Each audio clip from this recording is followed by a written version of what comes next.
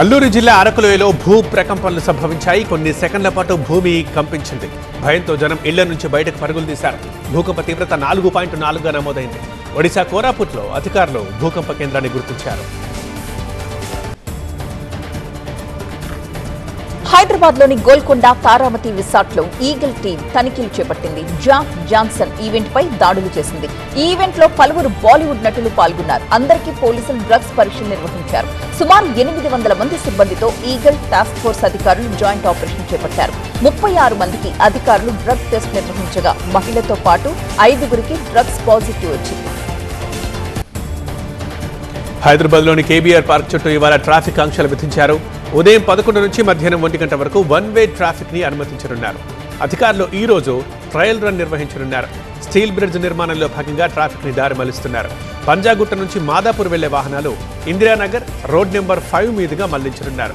Road number 45 నుంచి పంజాగుట్ట వెళ్లే వాహనాల్ని Jubilee Hills check post మీదుగా మళ్లించనున్నారు. అనంతపురం జిల్లా ముద్దులాపురంలో మంత్రి పయ్యావుల కేశవ్ పర్యటించబోతున్నారు. పట్టణాభివృద్ధి శాఖ ఆధ్వర్యంలో ఏర్పాటు చేసిన 16 MLD నీటి శుద్ధి కేంద్రాలని పయ్యావుల ప్రారంభించబోతున్నారు. దీని ద్వారా 1,20,000 మందికి నీటి సరఫరా అందనుంది.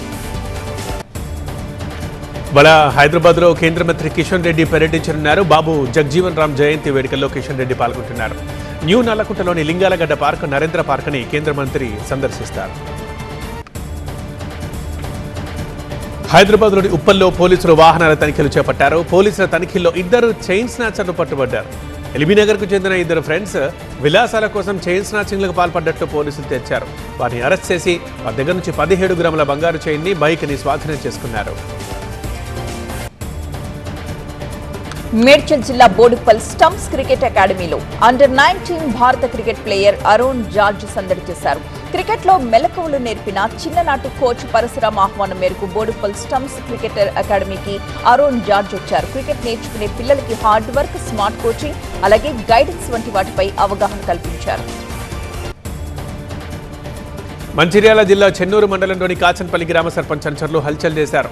ఇసుక దందాన్ని అడ్డుకునేందుకు వెళ్లిన అధికారులు గ్రామస్తులపై సర్పంచ్ అనుచరులు దుర్భాషలాడుతూ వీరంగం వేశారు. ఈ ఘటనపై స్థానిక పోలీస్ స్టేషన్లో మైనింగ్ సిబ్బంది ఫిర్యాదు చేసింది. మహబూబాబాద్ జిల్లా దంతాలపల్లి మండలం దొనకొండ గ్రామ సర్పంచ్ ఆవుల శ్రావణి సురేష్ యాదవ్ పోలీసులతో కలిసి హెల్మెట్ పై ప్రజలకు వినూత్న రీతిలో అవగాహన కల్పించారు. హెల్మెట్ ధరించి ద్విచక్ర వాహనాలు నడిపిస్తున్న వారిని శాలువాతో సన్మానించి పుష్పగుచ్చాలందించారు. హెల్మెట్ ధరించి ప్రమాదాల నివారణ కోసం ప్రతి ఒక్కరూ కృషి చేయాలని సూచించారు. వైసీపీ నేతలపై జగ్గంపేట ఎమ్మెల్యే జ్యోతుల నెహ్రూ తీవ్రంగా మండిపడ్డారు. జగన్కి అమరావతి రాజధాని అవ్వడం ఇష్టం లేదన్నారు. వైవి సుబ్బారెడ్డి రాష్ట్రంలో తిరిగితే ప్రజలు చీకొడతారన్నారు. సజ్జల, నీ ఆస్తులపై బహిరంగ చర్చకు సిద్ధమా అంటూ సవాల్ విసిరారు. మహిళా రైతులకు చంద్రబాబు అండగా నిలిచారని చెప్పారు. ప్రజామోదము, రాజ్యాంగము ప్రకారం ఏర్పడ్డ అమరావతి అభివృద్ధిని ఏ దుష్టశక్తి అడ్డుకోలేదని అన్నారు జ్యోతుల.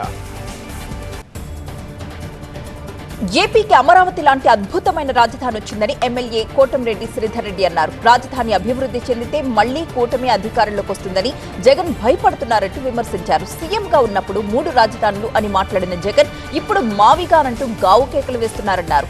రాజధాని బిల్లుకు అన్ని పార్టీలు మద్దతిస్తే వైసీపీ మాత్రమే వ్యతిరేకించడం దారుణమన్నారు. కృష్ణా జిల్లా మచిలీపట్నం గొడుగుపేటలో విషాదం నెలకొంది. ఇన్స్టాగ్రామ్లో పరిచయమైన వ్యక్తితో ప్రేమలో పడ్డ ఒక యువతి విభేదాలు రావడంతో మనస్తాపం చెంది ఆత్మహత్య చేసుకుంది. తన కూతురి మరణానికి లీలా కుమార్, అతని తల్లి కారణమంటూ మృతురాలి తండ్రి పోలీసులకు ఫిర్యాదు చేశారు. వరంగల్ జిల్లా కలెక్టర్ సత్యశారదాదేవి ఎంజీఎం ఆసుపత్రిని ఆకస్మికంగా తనిఖీ చేశారు. వివిధ విభాగాలని స్వయంగా పరిశీలించారు. ఎంజీఎం ఆవరణలో ఏర్పాటు చేసిన ఫిర్యాదుల పెట్టె ఓపెన్ చేసి అందులో వచ్చిన ఫిర్యాదుల్ని పరిశీలించారు. వార్డులను సందర్శించి రోగులకు అందుతున్న వైద్యం మీద ఆరా తీశారు. మేడ్చల్ జిల్లా కూకట్పల్లిలో కేరళ స్టోరీ మూవీ తరహా ఘటన రిపీట్ అయింది. హిందువుగా నమ్మించి షేక్ నవజాజ్ అనే వ్యక్తి ఓ హిందూ యువతిని ప్రేమ పెళ్లి చేసుకున్న ఘటన ఆలస్యంగా వెలుగులోకి వచ్చింది. పెళ్లి తర్వాత నవాజ్ తనను బలవంతంగా మతం మార్చాడంటూ బాధితురాలు వెల్లడించింది.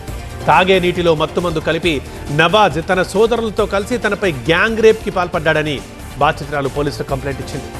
బాధితురాలి ఫిర్యాదుతో షేక్ నవాజ్, షేక్ మునావర్, ఇస్మాయిల్, షారూక్, ఇర్ఫాన్ అనే వ్యక్తులపై పోలీసులు కేసు నమోదు చేసి దర్యాప్తు చేస్తున్నారు. నంద్యాల జిల్లా ఉయ్యాలవాడ మండలం పెద్దయమ్మనూరులో టీడీపీ వైసీపీ వర్గాల మధ్య ఘర్షణ జరిగింది. స్థలం వివాదంలో ఇరు వర్గాలు కూడా గొడవకు దిగాయి. స్థలంలో రోడ్డు వేస్తూ ఉండగా అడ్డుకున్న జడ్పీటీసీ పుణ్యలక్ష్మీదేవిపై టీడీపీ శ్రేణులు దాడి చేశారు. గాయపడిన లక్ష్మీదేవిని ఆళ్లగడ్డ ప్రభుత్వ ఆసుపత్రికి తరలించారు. నంద్యాల జిల్లా బనగానపల్లిలో అంతర్రాష్ట్ర దొంగల ముఠాని పోలీసులు అరెస్ట్ చేశారు. హైదరాబాద్కు చెందిన రమేష్, లక్ష్మయ్య, నిఖిల్తో పాటు చరణ్ అనే మైనర్ బాలుని అదుపులోకి తీసుకున్నారు. నిందితుల నుంచి 6,50,000 పైగా విలువైన 29 మొబైల్ ఫోన్లు, నాటుసారా, మారుతి సుజుకి వాహనాన్ని స్వాధీనం చేసుకున్నారు. హైదరాబాద్ నల్లకుంట పోలీస్ స్టేషన్ పరిధిలో పట్టపగలే భారీ చోరీ జరిగింది. ఓ ఇంట్లో తాళాలు పగలగొట్టి 15 లక్షల నగదు, కిలోన్నర వెండి ఆభరణాలు అపహరించారు. ఇంటి యజమాని ఫిర్యాదుతో రంగంలోకి దిగిన పోలీసులు క్లూస్ టీంతో దర్యాప్తు స్టార్ట్ చేశారు. నంద్యాల మండలం దీపగుంట్ల మెట్ట దగ్గర రోడ్డు ప్రమాదం జరిగింది. కూలీలతో వెళుతున్న ఆటోని బొలెరో వాహనం ఢీకొట్టడంతో డ్రైవర్తో పాటుగా 10 మంది కూలీలు తీవ్రంగా గాయపడ్డారు. క్షతగాత్రుల్ని నంద్యాల సర్వజన ప్రభుత్వ ఆసుపత్రికి తరలించి చికిత్స అందిస్తున్నారు. విజయవాడ టెర్రర్ లింక్ కేసులో 5 నిందితుల కస్టడీ ఇవాళతో ముగుస్తోంది. 5 రోజుల పాటు నిందితుల్ని పోలీసులు విచారించారు. కస్టడీలో కీలక వివరాలు రాబట్టారు. మిగతా 7 ఉన్న సంబంధాలపై ఆరా తీశారు. అల్ హకీం చెబితేనే పోస్టులు పెట్టామని నిందితులు వెల్లడించారు. వారి బ్యాంకు ఖాతాలపై పోలీసులు ప్రశ్నించారు. ఫీజు రియంబర్స్మెంట్ ఇవ్వలేని దుస్థితిలో కాంగ్రెస్ ఉందన్నారు ఈటెల రాజేందర్. విద్యార్థుల భవిష్యత్తు ఆటలాడుతోందంటూ ఆరోపించారు. తెలంగాణలో దోచుకున్న ప్రతి పైసా వేరే రాష్ట్రాలకు తరలించే పనిలో రేవంత్ ఉన్నారని అన్నారు. హైడ్రా పేరుతో కుంభకోణం జరిగిందన్నారు. ఖానాపూర్ కౌన్సిల్ హాల్లో ఉద్రిక్తత చోటు చేసుకుంది. బీజేపీ, బీఆర్ఎస్ కౌన్సిలర్లు పోడియంని చుట్టుముట్టారు. పోలీసులు, బీజేపీ నేతల మధ్య తోపులాట జరిగింది. గొడవలు, గందరగోళంతో మున్సిపల్ చైర్మన్ ఎన్నిక ఇవాళ్టికి వాయిదా పడింది. టీటీడీ చైర్మన్ బీఆర్ నాయుడుకి వ్యతిరేకంగా వైసీపీ నిరసన బాట పట్టింది. రాష్ట్ర వ్యాప్తంగా పలు ఆలయాల్లో పార్టీ నేతలు పూజలు చేశారు. టీటీడీ ప్రతిష్టను, భక్తుల మనోభావాలను దిగజార్చే విధంగా వ్యవహరించిన బీఆర్ నాయుడుపై చర్యలు తీసుకోవాలంటూ నినదించారు.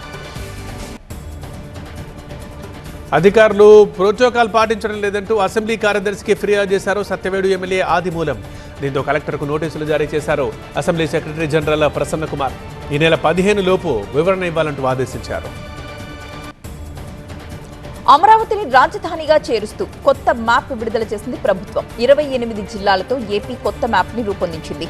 పరిపాలనా సౌలభ్యత కోసం ఇటీవల జిల్లాల మార్పు చేపట్టింది ప్రభుత్వం. మ్యాప్ లో కొత్తగా మార్కాపురం, పోలవరం జిల్లాలొచ్చి చేరాయి. ఏపీకి రానున్న రోజుల్లో తీవ్ర వడగాలుల ముప్పు పొంచి ఉంది. ఇవాళ 17 మండలాలపై తీవ్ర వడగాలుల ప్రభావం ఉండనుంది. శ్రీకాకుళం, పార్వతీపురం, విజయనగరం, పోలవరం, తూర్పుగోదావరి జిల్లాలకి ఈ వడగాలుల ముప్పు ఉందని ఐఎండీ తెలిపింది. మరో 32 మండలాల్లో వడగాలులు వీచే అవకాశం ఉంది. ఉదయం 10 గంటల నుంచే అధిక ఉష్ణోగ్రతలు నమోదవుతున్నాయి. రేపటి నుంచి 3 రోజుల పాటు పలు చోట్ల వర్షాలు పడతాయి. ఉత్తరాంధ్ర జిల్లాల్లో మోస్తరు వర్షాలు కురిసే అవకాశం ఉంది. హైదరాబాద్ లో బంగారం, వెండి ధరలు స్థిరంగా కొనసాగుతున్నాయి. 24 క్యారెట్ల 10 గ్రాముల బంగారం ధర 1,53,380 రూపాయలుగా ఉంది. 22 క్యారెట్ల 10 గ్రాముల బంగారం ధర 1,39,250 రూపాయలు పలుకుతోంది. హైదరాబాద్ లో కిలో వెండి ధర 2,42,800 రూపాయలకు చేరింది. అసెంబ్లీ ఎన్నికలు జరుగుతున్న వేళ ఏప్రిల్ 16 నుంచి 18 వరకు పార్లమెంటు ప్రత్యేక సమావేశాలు ఏర్పాటు చేయడాన్ని కాంగ్రెస్ ఎంపీ చిదంబరం తప్పుబట్టారు. ప్రత్యేక సమావేశాలపై విపక్షాలతో చర్చించలేదని ప్రశ్నించారు. ప్రత్యేక సమావేశాల గురించి మార్చి 26న ప్రభుత్వం తనకు లేఖ రాసిందని, అదే రోజు తాము సమాధానం పంపించామని చిదంబరం వివరించారు. తమిళనాడులో అప్పులు పెరుగుతున్నాయని, ఆర్థిక నిర్వహణ తప్పుగా ఉందని కేంద్ర వాణిజ్య శాఖ మంత్రి పీయూష్ గోయల్ అన్నారు. తమిళనాడు ప్రభుత్వం ఆర్థిక సంక్షోభం పేరుతో పీయూష్ గోయల్ శ్వేతపత్రాన్ని చెన్నైలో విడుదల చేశారు. పరిశ్రమలు, రైతులు, ఎంఎస్ఎంఈ రంగం, మత్స్యకారులు, యువతతో సంపన్నంగా ఉన్న రాష్ట్రంలో ఖజానా సంపద ఎక్కడికి పోతోందని ప్రశ్నించారు. తనపై వచ్చిన ఆరోపణలను ఆప్ ఎంపీ రాఘవ్ చద్దా ఖండించారు. తనపై ఉద్దేశపూర్వకంగా దాడి జరుగుతోందని తెలిపారు. పార్లమెంట్ నుంచి వాకౌట్ చేయకపోవడం, సిఈసిపై తెచ్చిన మహాభియోగ తీర్మానంపై సంతకం చేయకపోవడం వంటివన్నీ తప్పు అని స్పష్టం చేశారు. గొడవ చేసేందుకు, అరిచేందుకు, మైక్రోఫోన్లు విరగ్గొట్టేందుకు తాను పార్లమెంటుకు వెళ్లానని స్పష్టం చేశారు చద్దా. డీఎంకే ప్రభుత్వం తమ పరిపాలనా వైఫల్యాల్ని కప్పిపుచ్చుకునేందుకే హిందీ భాష గురించి మాట్లాడుతోందని కేంద్ర విద్యాశాఖ మంత్రి ధర్మేంద్ర ప్రధాన్ విమర్శించారు. 2020 జాతీయ విద్యా విధానం భాషా స్వేచ్ఛకి ఉద్దేశించిందని నొక్కి చెప్పారు. అదనపు భాషలు నేర్చుకోవడం వల్ల తమిళం బలహీన పడదని ప్రధాన్ స్పష్టం చేస్తూ తమిళంలో ఒక పెద్ద ట్వీట్ చేశారు. ఎన్నికల్లో ప్రచారం చేయడంపై మాట్లాడడానికి సూపర్ స్టార్ రజనీకాంత్ నిరాకరించారు. తన సినిమా జైలర్ 2 షూటింగ్ దాదాపు పూర్తి కావచ్చిందని తెలిపారు. త్వరలోనే సినిమా విడుదల తేదీని కూడా చిత్ర బృందం ప్రకటిస్తుందని వెల్లడించారు రజనీకాంత్. కమల్ హాసన్ తో నటించే సినిమా షూటింగ్ ఆగస్టులో మొదలవుతుందని తెలిపారు రజనీ. చెల్లుబాటు అయ్యే గుర్తింపు పత్రాన్ని చూపించి 5 కేజీల ఎల్పీ సిలిండర్లు తీసుకోవచ్చని, దానికి అడ్రస్ ప్రూఫ్ కూడా అవసరం లేదని పెట్రోలియం మంత్రిత్వ శాఖ స్పష్టం చేసింది. వలస కూలీల ఇబ్బంది తొలగించేందుకు ఈ నిర్ణయం తీసుకున్నామని తెలిపింది. మార్చి 23 తర్వాత ఇప్పటిదాకా 5.7 లక్షల 5 కేజీల సిలిండర్ల అమ్మకం జరిగిందని వెల్లడించింది. ఢిల్లీ ప్రభుత్వం ఎల్పీజీ సిలిండర్ సరఫరా నిబంధనలు కఠినతరం చేసింది. ఎల్పీజీ సరఫరా కావాలంటే వ్యాపార సంస్థలు పీఎన్జీ కనెక్షన్ కలిగి ఉండాలని, లేదా ఆ సదుపాయం ఉన్న చోట దానికి అప్లై చేసుకుని ఉండాలని స్పష్టం చేసింది. పీఎన్జీ కనెక్షన్స్ లేని ప్రాంతాల్లోనూ వాణిజ్య వినియోగదారులు ఆ ప్రాంతంలో పీఎన్జీ అందుబాటులోకి వస్తే తప్పకుండా ఆ కనెక్షన్ తీసుకుంటామని తెలియజేయాల్సి ఉంటుంది. ఉత్తరాఖండ్ రాజధాని డెహ్రాడూన్లో డూన్ బుక్ ఫెస్టివల్ ని ముఖ్యమంత్రి పుష్కర్ సింగ్ ధామీ ప్రారంభించారు. పిల్లల పుస్తకాల కోసం ప్రత్యేక పెవిలియన్ ఏర్పాటు చేయడంపై ఆయన హర్షం వ్యక్తం చేశారు. దేవభూమిగా పేరుగాంచిన ఈ భూమి ఎప్పుడూ విజ్ఞానం, సంస్కృతి, సృజనాత్మకతకి కేంద్రంగా నిలిచిందని అన్నారు ధామీ. నటుడు రాహుల్ అరుణోదయ్ బెనర్జీ విషాద మరణంపై సమగ్ర విచారణ జరిపించాలని కోరుతూ బెంగాలీ తారలు, టెక్నీషియన్లు, టాలీవుడ్ సభ్యులు కోల్కతాలో ర్యాలీ నిర్వహించారు. గత నెల 29న ఒడిశా తల్సరి బీచ్ లో టీవీ సీరియల్ షూటింగ్ లో జరుగుతున్న సమయంలో రాహుల్ మునిగి చనిపోయిన విషయం మనకు తెలిసిందే. శ్రీహరి తనయుడు మేఘాంశ శ్రీహరి హీరోగా కొత్త సినిమా స్టార్ట్ అయింది. ఈ కార్యక్రమానికి టాలీవుడ్ యంగ్ హీరోలు సాయి ధరమ్ తేజ్, సందీప్ కిషన్, రాహుల్ విజయ్, రోషన్ కనకాల చీఫ్ గెస్టులుగా హాజరయ్యారు. కొండూరు వెంకటేష్, శ్రీకాంత్ మన్యం నిర్మాతలుగా తెరకెక్కుతున్న సినిమాకి రామ్ నందన్ డైరెక్టర్. తిరువీర్ హీరోగా పాపం ప్రతాప్ సినిమా తెరకెక్కుతోంది. కామెడీ ఎంటర్టైనర్ గా రూపొందుతున్న ఈ మూవీ ప్రమోషన్ కార్యక్రమాలను కూడా డిఫరెంట్ గా ప్లాన్ చేశారు మేకర్స్. పరామర్శ సభ పేరుతో ఏర్పాటు చేసిన కార్యక్రమంలో చిత్ర బృందం అంతా పాల్గొన్నారు. అన్ని కార్యక్రమాలు పూర్తి చేసుకున్న ఈ సినిమా ఏప్రిల్ 17ని ప్రేక్షకుల ముందుకు రాబోతోంది.